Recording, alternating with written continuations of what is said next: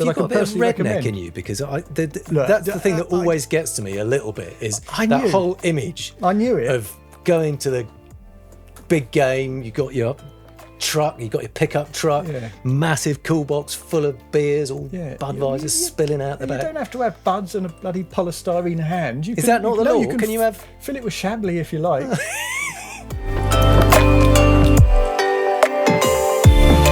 Well, here we are again. This is the Boat Geeks Podcast, back for week 2, in spite of the fact that last week, I think, Hugo, you said baggy rollocks. Are you sure about that? I'm not convinced, but we'll find out when we listen to it. I think I heard it. Anyway, yes, as I say, we're back and we've got plenty of interesting stuff to talk about this week. But first, of course, a quick introduction.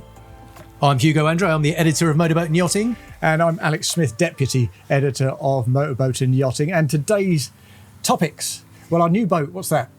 New boat is going to be the Aiata Wayfinder 38. So new Turkish brand, very interesting design. There's a lot to talk about there. Yep, our new kit, and I'll mention this because I'm particularly excited about it. Quite passionate about cool boxes, you less so. Yeah, I'm not quite seeing the whole obsession with that, but we'll soon find out. I look forward to having a chat about it. We certainly will. And finally, the issue of the day, the big question is, what used boat would you buy? And we each have very differing opinions on that, I think. Yeah, definitely. We're both going to try and come up with something at roughly the same budget, but invariably, Boat Geek 1 and Boat Geek 2 have slightly different ideas about what the perfect used boat is. So listen on and you will find out what we would go for. Yeah, we really do. Well, today we are on the same boat as we were on last week. This is a Princess F65 and we're down at Swanwick Marina. So a big thanks both to Premier Marinas and also to Princess Motor Yacht Sales for letting us use their kit. Yeah, absolutely. It's a lot more interesting than The Office and a lot smarter too. We've got about £3.2 million worth of boat here, so we're going to be very careful not to scratch it with all our cameras and microphones. But thank you very much for trusting us. Exactly so. And in the meantime, let's get inside, get warm and have a chat about some boats. Let's do that thing. Cool. Well, I reckon the subject matter for this week's podcast is just as exciting as last week, actually. Starting off, new boat. We're going to have a look at that Aiata Wayfinder 38. We touched on it last week, but I think that deserves a bit of extra. Yeah, there's a lot to be said about that boat and that company. As for gadgets, well, this week we're going to be looking at cool boxes. I know that doesn't sound absolutely like the most exciting possible subject matter, but there's a lot more to those than immediately meets the eye. And if you buy the right kit with the right accessories, it can really genuinely improve your day out on a boat, particularly a relatively small boat. And our issue of the day is not so much related to the broader industry. It's more about personal preference for me and Hugo, and for you too, I would have thought. Yeah, well, everybody always asks you, what boat would you buy? What would you have? So I think today we're going to actually grasp that nettle. We are, yeah. Used boats, used boat market. Absolutely. And, I think you'll discover that Hugo has much posher taste than I do. Yeah, but we've got to stick to a budget, so it's not just about, throwing the money at it. Yeah, exactly. 40 grand for me, 400 grand for you. No, not so much. Yes. It's not dissimilar, but we'll get to that in a bit. Yeah. First up, go on in. Aiata, the new Turkish brand that we mentioned last week. Yeah, very interesting company. I think, so many of these boat shows, you get new companies coming along and, they're here one year, they're gone the next. But Aiata really feels like it's got substance behind it for a number of different reasons. I mean, first of all, it's got a lot of money behind it.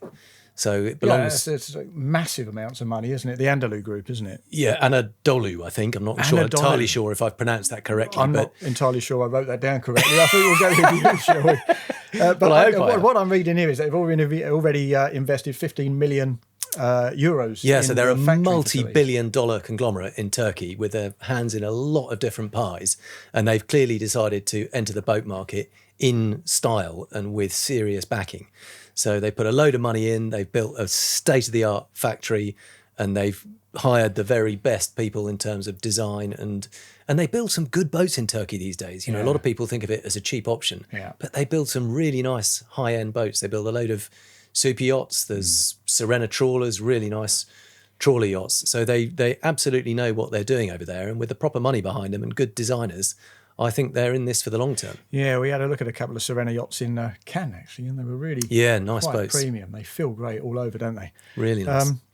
So the factory, from the notes I have from Dusseldorf, when Yep. I first took a look at it, it looks like they have the capacity to build 40 boats per year in the first year. In the and very up to- first year. Yeah, and absolutely. up to 250 from that existing factory Absolutely, they infrastructure. are not messing about. So they've gone big. They've got premium designers behind it. Hired some of the best in the world, and they're in this for the long term. So I think they're certainly going to be one to watch in the coming years. Yeah. So the key thing, and they showed that off well in Dusseldorf, didn't they? Because they had 3 boats, they had 3 configurations with a variety of modular deck layouts that you can choose from. So the key thing, as you pointed out last week, is the fact that you don't have to buy everything at once. You can kind of start with a base platform and build up. Yeah, so that's what's really interesting about them. Normally, when you're buying a boat, you have to make your mind up right at the beginning, tick this option, tick that option, and then you're stuck with that for the life of the boat. The really clever thing about this is that you can change your mind, you can add to it, you can tweak things as you go. And I'm not just talking sort of little bits about the seats or the colour of the upholstery. You can completely change from an open boat to a cabin boat. So lots of interesting options. Yeah, but that's interesting, isn't it? Because when I first heard that concept, because I've done a bit of work in the commercial marine industry where you have an entire pod for a specific application that can be craned and dropped and bolted down to the deck and used for that application, then winched off and another one put on when you need to use it for something else. I thought it would be that kind of thing, but it's not that at all, is it? No, not really. So you start with your basics. So you say there were 3 different boats, and we went to the show and they looked like 3 completely different boats. One was a cabin boat, one was an open boat, and one was very much set up for fishing. Yeah. But it was all the same platform, so it's exactly the same 38-foot hull, and a really nice looking hull, by the way. Yeah. Designed by a chap called Jarko Jamsen, who's got a really strong track record of designing Axopars, Swan chase boats. So really quality designer. And then on top of that, you then effectively buy the hull and can fit it out how you want. So you can completely specify what seating you've got at the back. You can specify what you've got at the front end. And it's got a really big, generous bow area because it's got this massive flared bow with a big square blunt end. Quite a nice fine entry. So it looks like it should ride really well. And we can talk about that in a minute because it's also a stepped hull. Yeah. But because you've got that big bow area, you can then kit that out exactly as you want. So you can have like a C-shaped seating, you can have longer sun lounges, so you can have a table in the middle. But you can do all this retrospectively. From your video that I watched on it, because I didn't actually get the chance to spend much time. Oh, that was the viewer then. Well done, thanks. I wondered who. But... Yeah, I didn't press like. So thanks, mate. I'll wait for you to take it out on a sea trial. We'll see how you do. But I quite enjoyed the bow area on those boats because you could kind of configure it to prioritise day boating space, proper seating area, at the expense of the cabin volume to a degree, wasn't it? To a little bit, yeah. So you've got a decent sized cabin down below, but the whole of the front end of it opens up. So rather than just having to come in via the helm station and down the little companionway, there's a big hatch at the front that opens up, and that makes a much for a sort of lighter, brighter, better ventilation. So during the daytime, you can leave it open. But once you close it up at night, you're nice and enclosed. But you're absolutely right that you can vary the length of the seating there. And that, because of that, then extends effectively the interior because you've got more volume underneath the extended seating. So you can take a view as to which part you're going to prioritise. Yeah, it's an important part of the boat for me. I think people underestimate how vital a decent bit of bow seating is, particularly if you've got a decent size of family, particularly if you've got relatively young kids. Sometimes you just want to escape the party at the back end, and having somewhere really useful to do that makes a huge difference. Yeah, and it used to be sort of slightly ignored. It used to just be the pointy end of the boat, and not much would be going on there. Seamanship zone, wasn't it? Really? Yeah, absolutely. You've got your anchor and your cleats, and if you're lucky, you might have a cushion to spread out on. But now that's increasingly a trend. You have these big bow lounges with seating areas, with sun pads. You're now starting to get little fridges and so on. It's not quite gone that far because it's not big enough to hold all of that, but you can spec it very differently in terms of seating, tables, lounges, and so on. Exactly the same at the other end. You've got even more choice there, though. So you can have like a big a fishing bar, effectively. And I'm not really into my sea fishing, but you can have live bait wells, so you can keep live fish on board to use as bait. That wasn't a static unit that bolted down to the deck, because I saw they're deck runners as well, aren't they? So the runners, I'm not sure if you can move them whilst they're on there, but it just means you can bolt various different things to it. So you can bolt seats to it, you can bolt a wet bar to it, you can have various different arrangements of whether you just want forward-facing bench seats, or you can have like more of a sort of C-shaped dinette and a little outdoor galley. Yeah. So you can completely tune it. If you just want it for fishing, you can have it mostly bare decks and your bait wells and so on. Because when you're fishing, what you want is loads of space around you. You don't want any clutter. You don't want any fancy kit that you're going to get fish guts and scales over or get your hooks tied into. Or you can completely spec it out for cruising. And that includes this convertible suntop. So it comes as standard with a sort of framework and a roof on top. So you kind of get you get the kind of skeletal struts. Yeah, so you get the struts, and you get a basic GRP roof over the top. It's open around the sides, but then that roof, for instance, you can fit solar panels to it. You can fit a sunroof in it. But the real game changer for me is the fact that you can add sides and a rear door to it. So you can completely enclose it. You've got the sort of structure, and you literally just hang these doors and sides off it, and then you've got a completely enclosed cabin space. It's not quite DIY. It's not quite as simple as that. You do have to take it into the dealer and they will bolt them on for you. But it does mean you don't have to go the whole hog and decide that you're either going to have an open boat or a closed boat. You can have the choice of it. You start with an open one, you can turn it into a closed one, you can open it up again for the summer if you want to. You've just got much more flexibility. Yeah, it's a fantastic concept. I don't want to be the kind of cynical guy who pours problems on a meritorious concept like that prior to actually getting it out in the water, just guessing. It's a big word, meritorious. I don't know where that came from. I haven't even written it down. It's pretty good, isn't it? In fact, I'm going to write that down so I can use it again. Don't bother with that. There we are. You basically say you don't want to rain on his parade. That's what you're trying to say. I mean, but the point is, what is the point? Of what? Yeah, the point is, I don't want to be cynical about a great concept before you get out on the water, but you know what the water can be like. You know how it will shake a boat. You have loads of impact. Yeah. And you need structural integrity. And if you've got add-on stuff that sort of slots into the main struts for the structure, you wonder about the longevity know what of you mean, because a lot of those small wheelhouse boats, you get on them and you go over a few waves, suddenly the whole thing starts shaking and rattling. Yeah, it and does. You think, well, maybe I should have just gone for the open boat, and then there's less to move around. We'll have to see. But I must say that on the first looks, it does look a very solidly constructed boat. That the mouldings are really decent, chunky mouldings. It looks sturdy. Someone came up with a very nice little comment actually on my video. They said it looks a bit like a kind of love child between a Botnia Targa and an Axopar. And I know exactly what he's trying to get at there. It's sort of got the chunkiness and the solidity of a Botnia, but it also looks like a really sharp hull, twin steps, plenty of power. You know, you can have a couple of 400. I think you might even be able to get twin 450 horsepower outboards on that. You can choose Mercury, you can choose Honda. For speeds in excess of 50 knots, you say? Yeah, the first one they've tested, I'm told, was doing 53 knots. And that's serious performance for something that's quite a big, chunky boat. Yeah, that's interesting. I look forward to seeing how that runs on the water, because you've got that fine entry, you've got the twin hull steps, which of course are going to increase efficiency, increase pace. You've got the designer who has Axopar heritage. We all know how they run. I mean, you've got virtually no hump, have you, to get up on the plane. It's kind of a very smooth, flat transition. Yeah, very easy and I think boat to drive. It'd be interesting to see how that works. But that's another benefit of having these steps. Probably ought to sort of explain a little bit how they work. But effectively, it is sort of probably 4, 5, 6 inches deep. Sort of, it's like almost a little channel along the bottom of the hull. And the way that works is when you're running along, it sucks air down into that channel.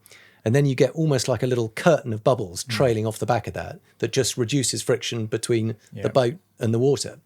And the other thing it does, of course, is that because you're not all on a single planing pad at the back, so if you just have a conventional hull, you're planing on a very small area at the back of the boat. And by breaking it up like that and having those steps, you effectively get 2 or 3 little planing pads, and you just tend to get a flatter ride. So you do usually get a really nice trim, nice and efficient, and of course with efficiency comes speed. Yeah.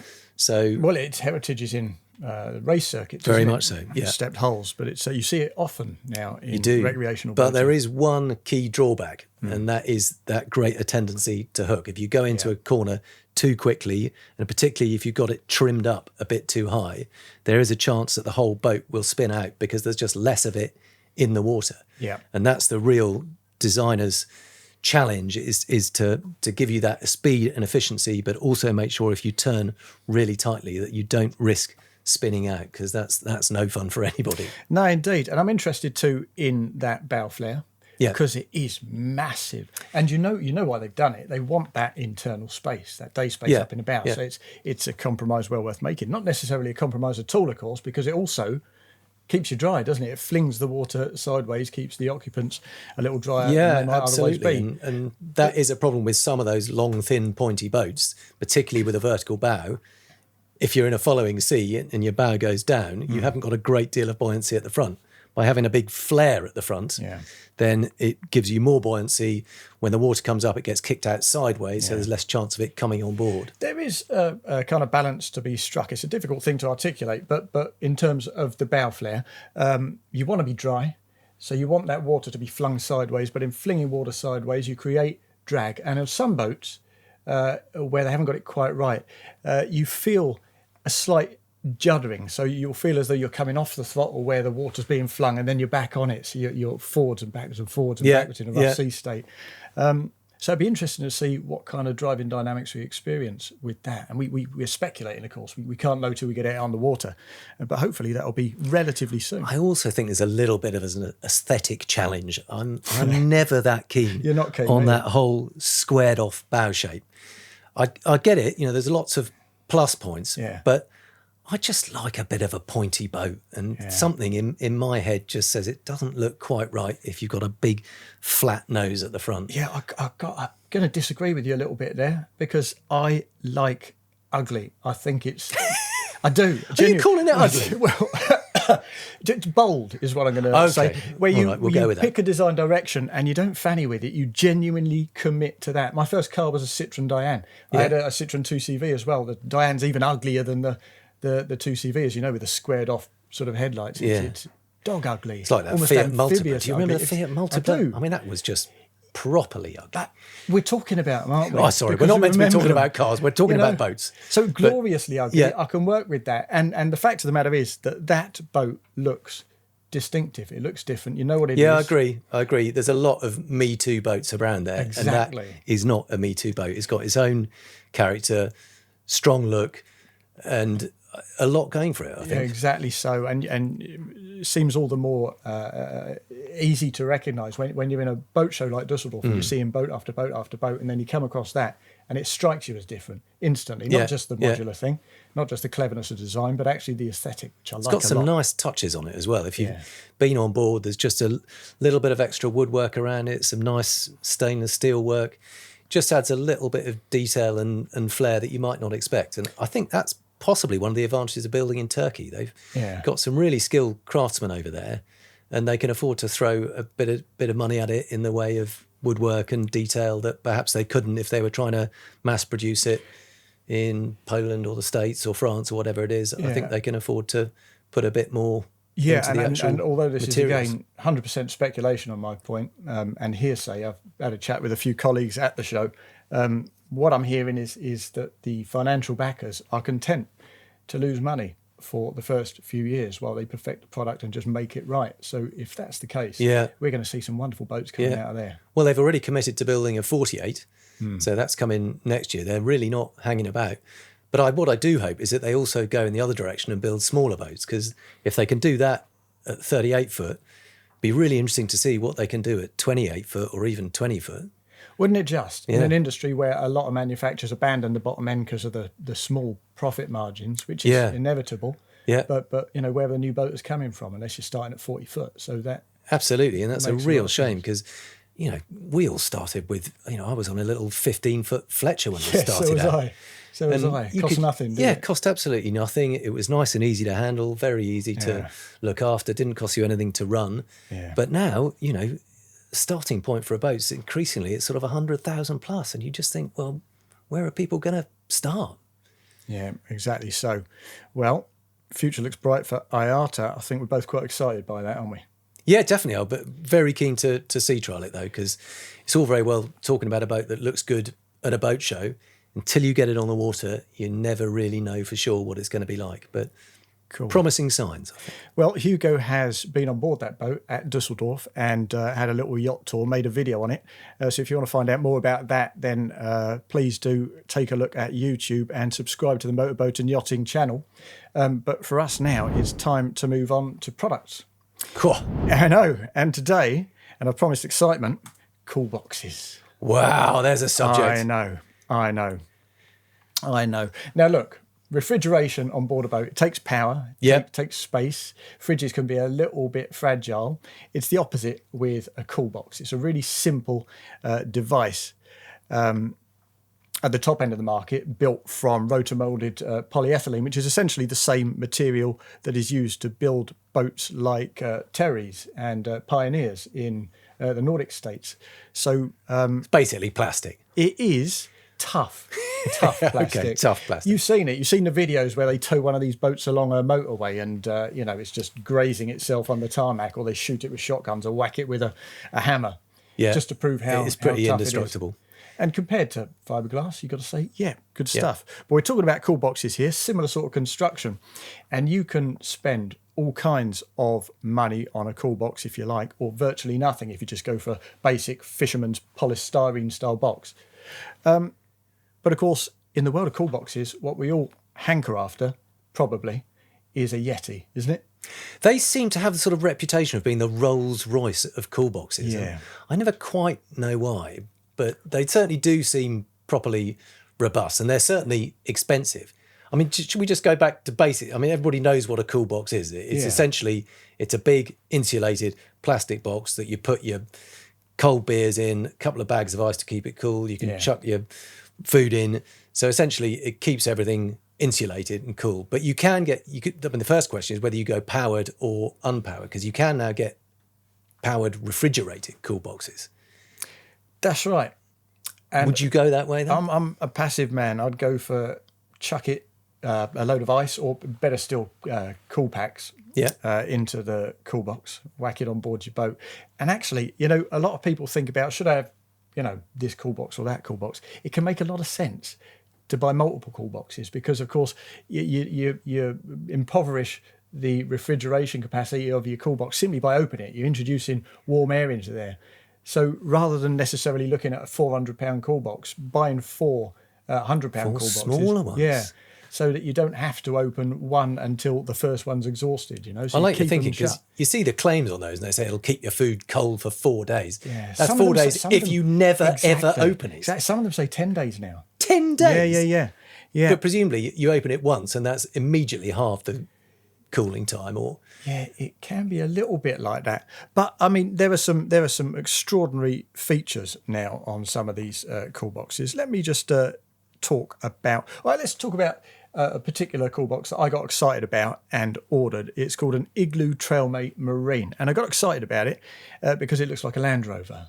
What? So, yeah, basically. A cool box? It's an amazing looking thing. It's like an off-road cool box. It's got the wheels, proper off-road wheels. Basically, bit of is it always broken down and slightly falling apart? Yeah.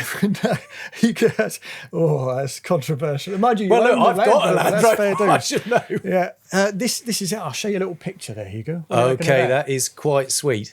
Yeah, I'm not totally seeing the whole Land Rover thing. It's got two big wheels on it. Big wheels, off-road wheels. So let me tell you, if you're looking for a cool box with wheels, a great many of them have little wheels and no clearance. So you try to take it. Yeah, it's absolutely hopeless. Nightmare. And it drags its backside on whatever you're trying to tow it Makes over. a terrible noise. It feels like it's going to fall apart in seconds It's as soon as you go over nightmare. one small shell. Exactly so. Well, this thing has proper clearance, and as you've seen from this picture of me in shorts towing it across a pebbly beach. Is that you? That is me. Yeah.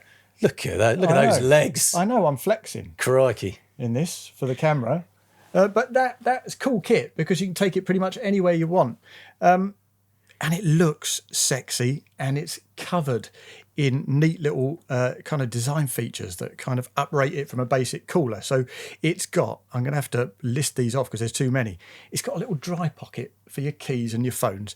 It's got a butler's tray right? butler's tray? Because you pull out the extendable handles to tow it, and you take the butler's tray out from underneath the lid, slot it on top of the handle, so you use that as a tray, a bit of work surface. Does it come with a butler too, or sadly is that not optional extra? It's got rod holders.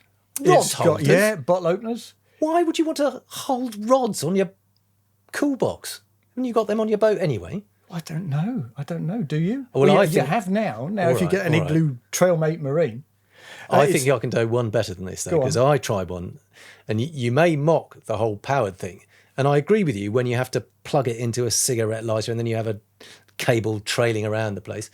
I borrowed one the other day that had an internal battery to it. So it had a lithium-ion battery pack that you plugged in the side. So it was cooled, but it didn't have to rely on the power of your boat. So you're not draining your battery on board your boat. You're not having cables trailing all around the boat. Yeah, but it's good. a proper powered fridge and freezer if you want to. So you can actually take ice creams with you on board a boat. and it's still what is light not to enough like? for you to pick it off the boat. And No, you need carry it onto 48 people to carry it on and off. It's a bit like No, that. Isn't it's it? not quite, but it is a two-man job, and it didn't have wheels. You can get wheels with it. It's called a Vitrafrigo. And you can, for some reason, the one I had didn't have wheels, which was definitely a technical error because you did need two people to carry it. They're heavy, aren't they? Even before you fill them with ice or ice packs and all your food and your drink, they're heavy. That was the problem. I thought I can manage this; it's fine. And then I put in, several obviously magnums of champagne. I wish, load of beers, and suddenly it becomes a really heavy thing to carry. But they double up as seats. Yeah. You can use them for other things. And the other big benefit over having a fixed fridge on a boat is you can take them to the beach. And who doesn't like to go to the beach with a cool box, a load of cool drinks? You can use it as a chair when you get there. You've got all your drinks to hand, all your picnic, get the barbecue out, job done. Well, you're right, and I love them.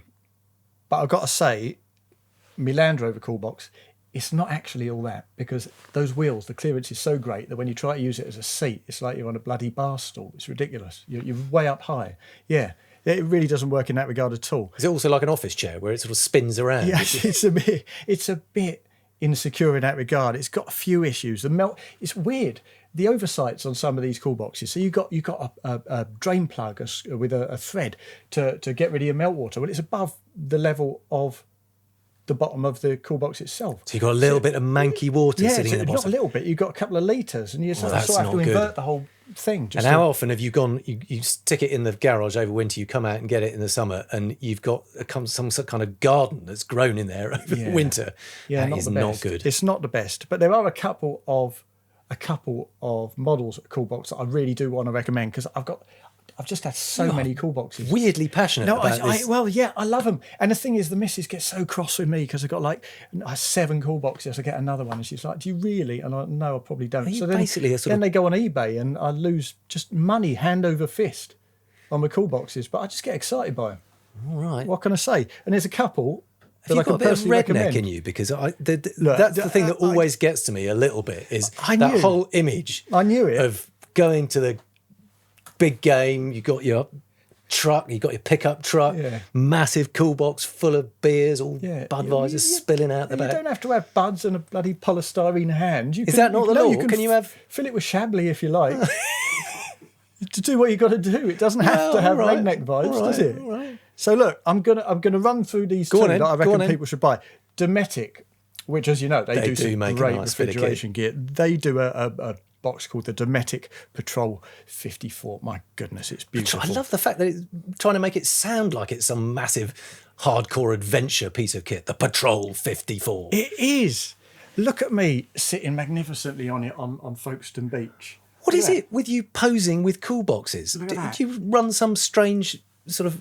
No, honestly, I was OnlyFans site. No, I really Alex don't. with cool boxes. No, I was paid to actually explore these cool boxes. That's my justification. Oh, now it comes out. Well, I've been bitten by the bug. So look, this Dometic Patrol, I'm telling you, is a fantastic piece of kit.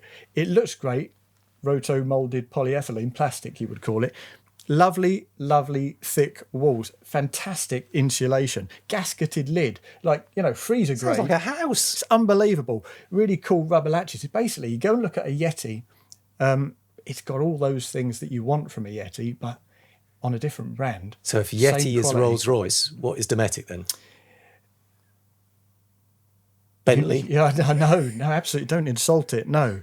And it's got things like a chopping board. You can split the cavity, so you've got one half divided off. It's got the kind of wiring nets that you can support the food above the water if you want to use ice. It's got like a 7-year warranty. It's just brilliant. Now, it costs about 390 quid.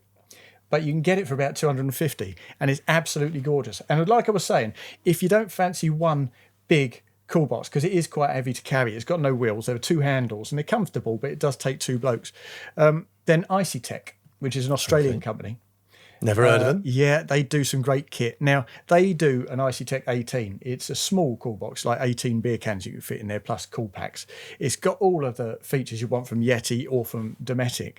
But it's 100 quid, which is about 40% cheaper than Yeti. All the same quality. It's top class. Buy 4 of those. You've got 4 seats, 4 cool boxes. You spent 400 quid. It's much better than buying one single larger cool box. You can actually carry them. Yeah, you really can. You really can. Even I can carry them. It's. I mean, in fairness, even when it's empty, I think it weighs like 6 kilos or something. So it's a pretty heavy duty box. Strong enough to sit on? Absolutely. And they actually got a range of dedicated cushions. So you're not just fabricating one, nicking one off your settee at home and sticking it on top. Oh, that's quite neat. Yeah, proper kit. And you can lash it down to your deck for use as a nice stable seat as well. So it's got it all going on. Brilliant kit. Right. Have I bored you enough about cool I boxes? think. I mean, there's nothing more to say, is there? There's not. I feel like I need to get onto Amazon and buy myself a couple straight away. Yeah, and you know which ones to buy. I've forgotten them all now. I'm going back to my Icetech 18. Oh, Unbelievable. Okay. All right. Unbelievable. Take your word for it. Totally wasted. Okay. Section 3. Yep. What are we talking about? We are talking about which used boat would you buy? And this is something that gets people very excited, very heated. Indeed. But are we sticking to budget? I mean, is this just freestyle or are we being realistic? I think, look, over the years, as boaters, all of us kind of fantasize about the boat we'd want to buy on the used market. Yep. But isn't it more exciting when you feel like that boat is genuinely achievable? So when I'm looking at used boats, I'm not looking at £1 million boats. Yeah. I'm probably looking at sort of 10 to 100 grand. Yeah. Thinking one day I might be able to afford that. So keep it real, I think. Go on then. To a degree. All right. So below 100 grand. I'll tell you what I'm having straight away. Go on then. Before Sargo was Sargo, Yeah. and it was Minor. Right. It's an offshore pilot house brand from Finland, really well regarded.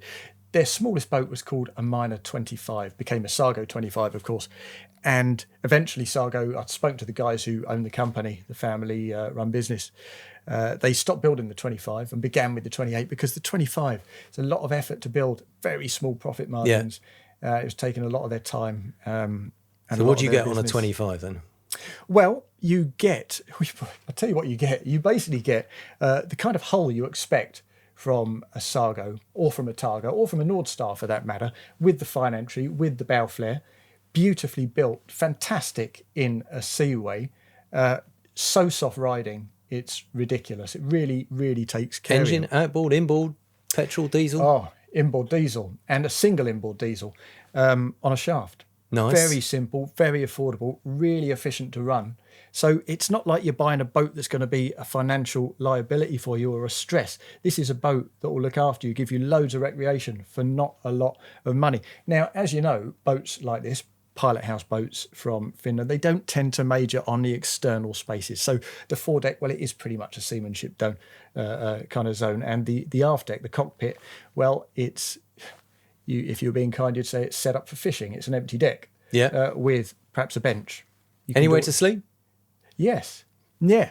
Decent bow cabin, separate heads, and beneath the dinette, the seating in the saloon, the covered saloon, it's brilliant. The way the seats hinge up, they still use that sort of mechanism down inside there beneath the deck, using the kind of vertical elevation of that seating unit.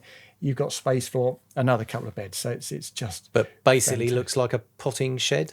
Yeah, kind of. But the thing is, buying the right boat for you is always about understanding your circumstances and the way you want to go boating. So I've got a couple of young boys, 7 and 9. That's absolutely perfect for them. Me and the missus up in the bow cabin. 4-season boating all day long, not a problem at all. Feels nice and safe and secure because you've got that enclosed pilot house. Looks after you as a safe as it's refined. Yeah, walk around decks, really nice and deep and safe. So I mean, if That I could sounds find a thoroughly sensible and utterly boring. Yeah, what do you think? I see that kind of boat. I'd get so excited by it, and not just because I know it's so effective, and not just because I know I want it more now. It's not built anymore, but also because of the fact that I really relish design intelligence when there's so much less space to play with. Because the designers have to work harder, to generate the cabin space they've done out of a pilot house boat of those dimensions, while keeping it seaworthy and refined and great to use and good to look at. I think is it good to look at though, or is that just because you like that kind of? Yeah, in fairness, the 28 is better to look at. Yeah. But it's not a Targa. I mean, even when it was minor, before it was Sargo, and they had the kind of Explorer option, where they tweak it with kind of black anodized rails and make it look a bit more sexy and youthful. Try and get the whole adventure vibe going. Yeah, exactly going. that, because that's all the rage these days. It's all about the adventure boats these days. Yeah, this was an adventure boat before there were adventure boats. This is a proper piece of kit. And anyone who knows boats would look at you on that boat, and I know you're all about the self-image, because we learned that last week when we were talking about I like the way you put this on me as being some sort of vain it's definite creature vanity. that only cares what they look about. Let me tell you, people would look at you and they would think, that bloke has made a great buying decision. He knows boats. I want to be his mate. That's what happened. That's exactly what happened.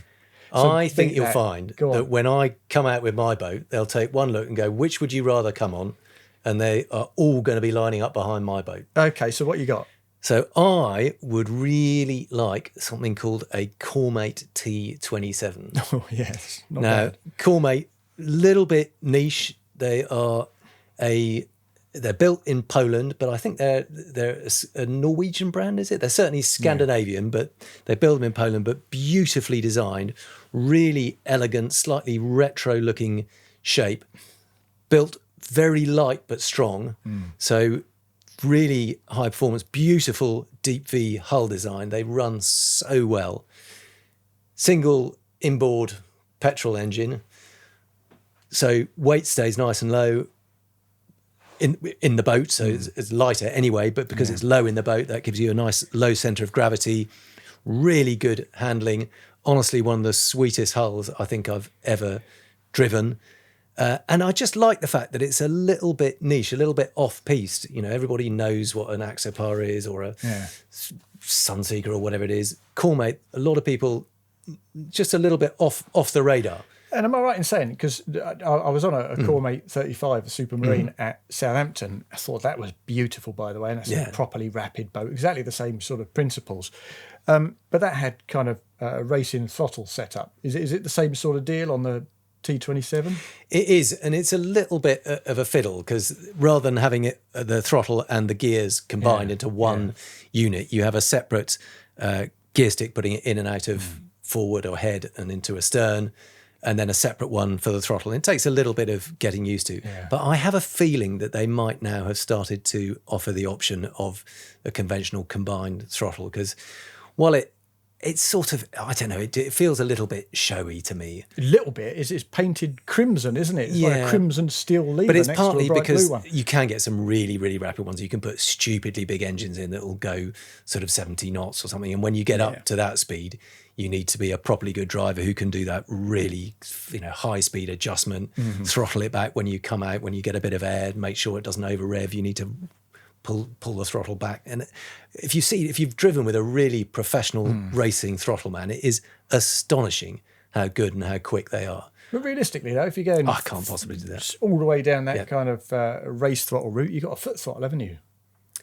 I don't know. I mean, I've never actually driven a boat with a foot throttle, but I think that would just be chaos. I'm not sure I'd be able to control it. I've only driven the one, but you know how when you're going, as you describe, on a lumpy sea state at pace, serious pace, and you need to brace the heel of your hand against the throttle in order to control just nuanced additions and subtractions from the revs, because otherwise you're pushing it down too hard and you're leaping all over the place.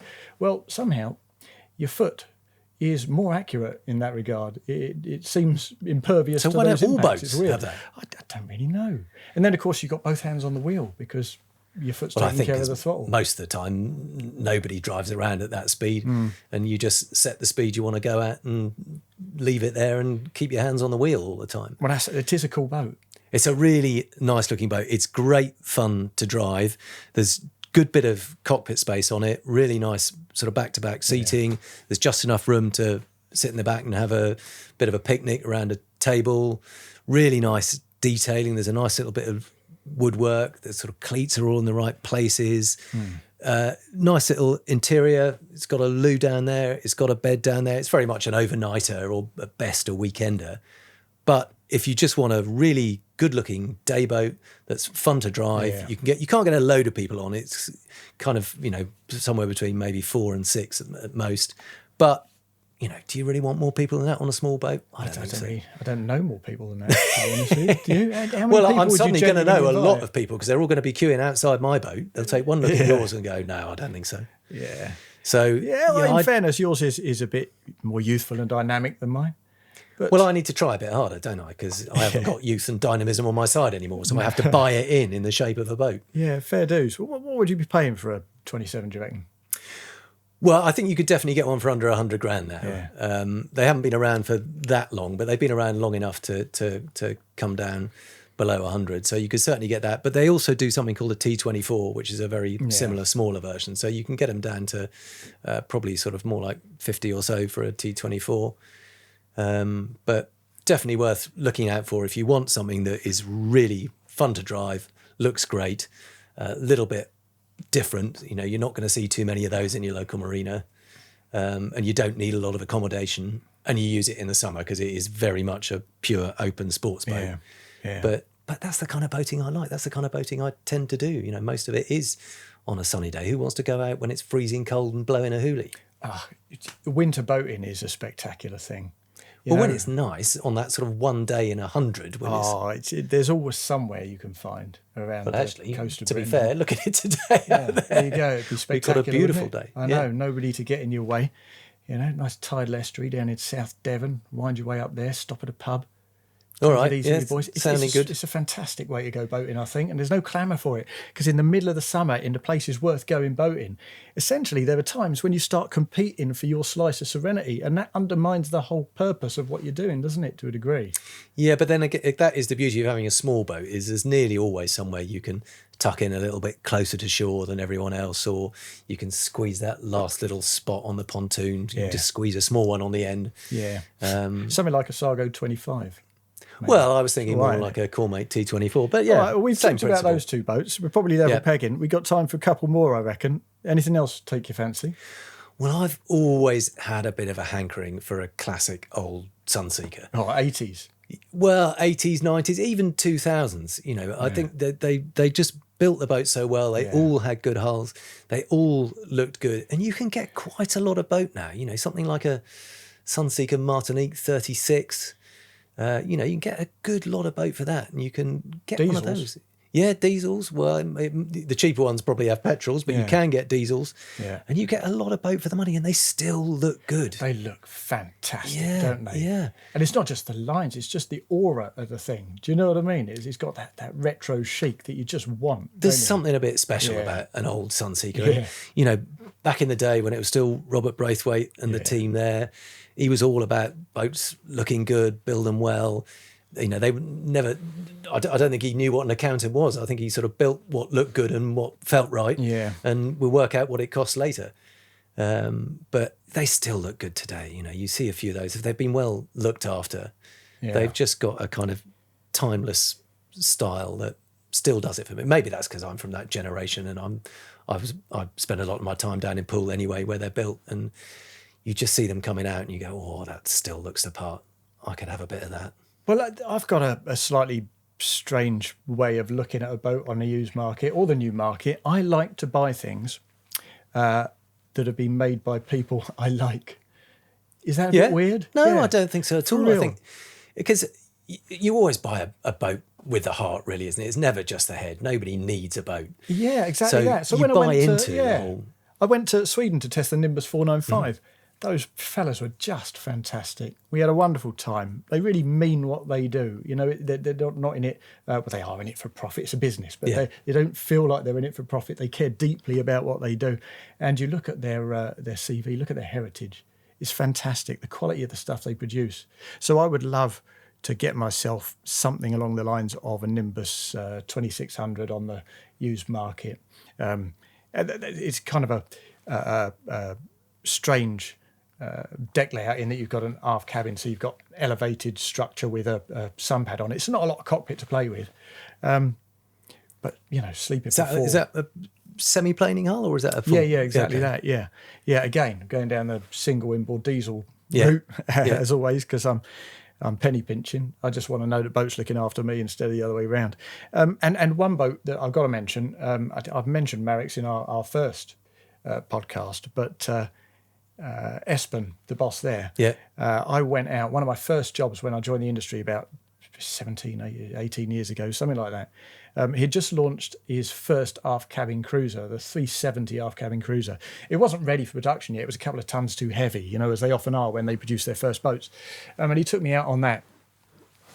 And I remember he and I just getting on like a house on fire, talking about the various bits of design, talking about the finer elements of design, like at the back end, where you're underway, and at the back end of the cockpit, you have that low pressure zone, and it sucks the water and the fumes in. Yeah. And he had mouldings on the back end of the roof structure that directed the air to produce laminar flow to eradicate that low pressure zone and to make you comfortable in the cockpit underway, whether you're just pootling about or going a little faster. So it stopped all the fumes. Yeah. Stopped all the fumes being sucked back in. Circulated, That's clever. So you just laminar flow, over the wind goes, and it's just so much more comfortable.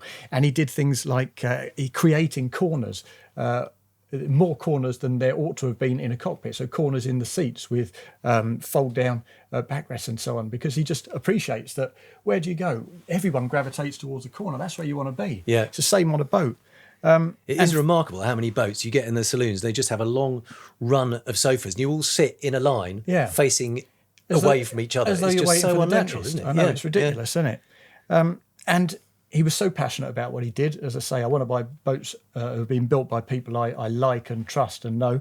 And he was so good to me. There was a beautiful table, believe it or not, in the cockpit, long cylinder of accommodation between the aft cabin and the forward cabin. It was fabulous. And this table was beautiful quality, and we talked about it. He told me that's steam dash. And then for the next, I think it was about an hour and 20 minutes, we talked about nothing but steam dash. We went right into the nuts and bolts, the nitty gritty of it. What's the benefits of steam dash over completely forget. Deep fried oak? Absolutely, I completely forget. But what I do remember is that I appreciated the effort he'd gone to, how deeply he cared about it, and how deeply he cared not just about that steam dash bloody table, but every corner, every element of every boat he ever put out on the water. And that is why I'd love a Marix 370 aft cabin cruiser. What do you pay for one of those? You can't get one of those. Oh, no, you can't. No, I've bust the budget wide open, but I don't even care. You're on a couple of $100,000 easy for one of those, even the old ones. Yeah.